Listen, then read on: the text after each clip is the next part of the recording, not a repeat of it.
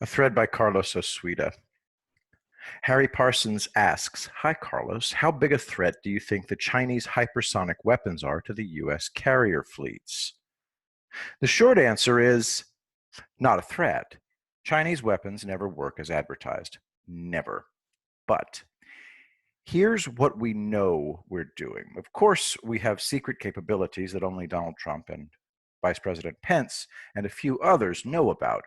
Chinese hypersonic missiles are called anti-access area denial, A2AD weapons. Interestingly, the Chief of Naval Operations, CNO, said this in October of 2016, quote, "We're going to scale down the mention of A2AD," Admiral John Richardson said Monday, referring to the acronym for anti-access area denial, a war-fighting approach with, he said, a variety of definitions. Quote, "It's a term bandied about pretty freely and lacks the precise definition it probably would benefit from, and that ambiguity sends a variety of signals," Richardson said. "Specifics matter."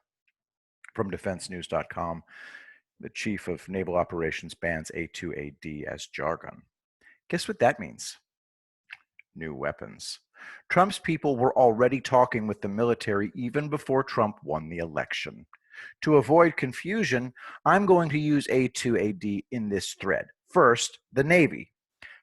Tons of ways to defeat Chinese A2AD weapons. The easiest way is to destroy the missiles before they're launched. We'll get back to that in a moment. But from nationalinterest.org, quote, "Once the missiles are en route, the key might lie in the Naval Integrated Fire Control Counter-Air, NIFC-CA battle network, combined with the firepower of the carrier's escort vessels." This might be the best way to defeat China's many, let's just get the whole title of the article. So from the National Interest, this might be the Navy's best bet to defeat China's many anti-ship missiles. But the Navy won't have to fight alone. From the article, quote, "As the multi-domain task force pilot program nears its end, the Army is now using lessons from it to establish 3 similar task forces.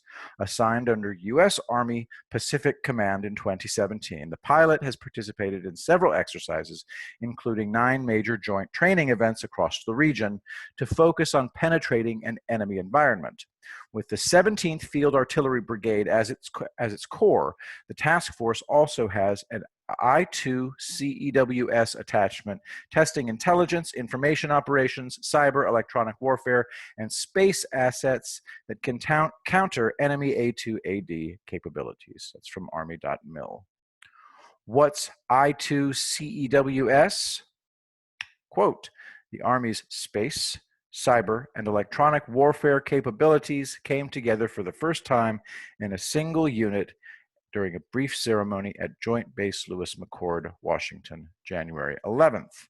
The activation of the new intelligence, information, cyber, electronic warfare, and space unit," all right, here we go, I2CEWS, also known as I2CEWS, was a historic event for the soldiers of America's First Corps. New Space Cyber Battalion activates at jblmarmy.mil. Why are the multi-domain task forces built around artillery brigades? From the article, quote, "The U.S. Army is pushing ahead with plans to field a cannon with an astounding 1,000-mile-plus range.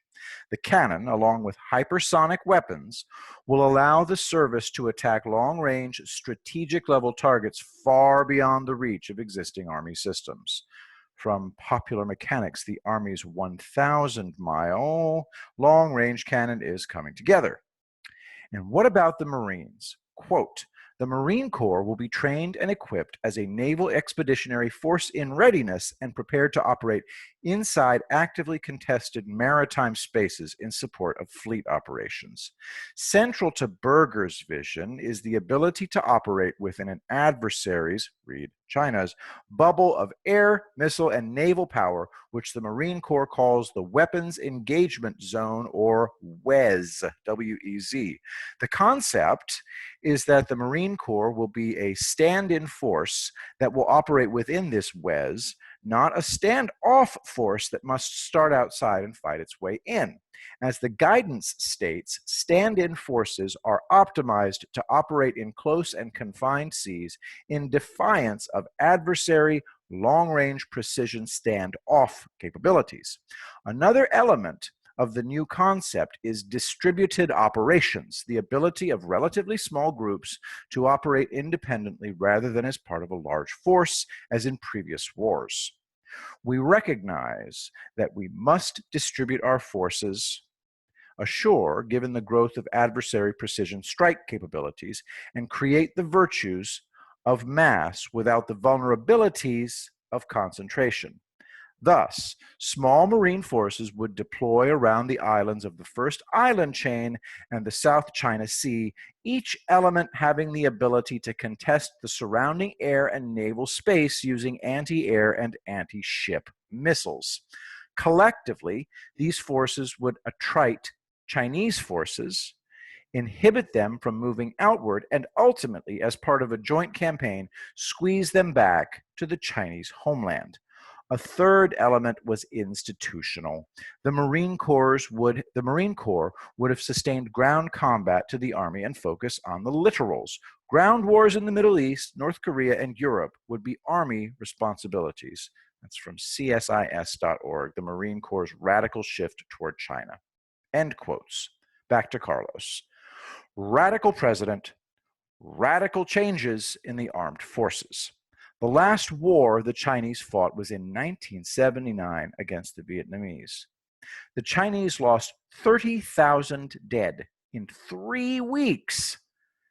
There's something else that nobody has mentioned. The Chinese lack the ability to find our carrier strike forces at sea. So, to recap, soon we'll have long-range precision weapons, massive firepower, the ability to destroy Chinese electronics, and small units of Marines already there.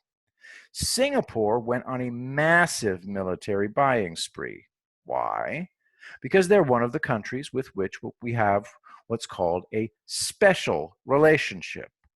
Israel, the UK, and Australia are the others.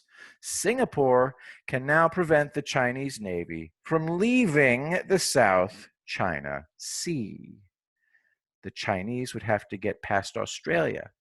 No can do, mate. So again, Brian and Dorset, we could push around the Chinese all we wanted. They got nothing. But we don't want to. We want them to stop being destructive buttholes and start acting civilized, like us.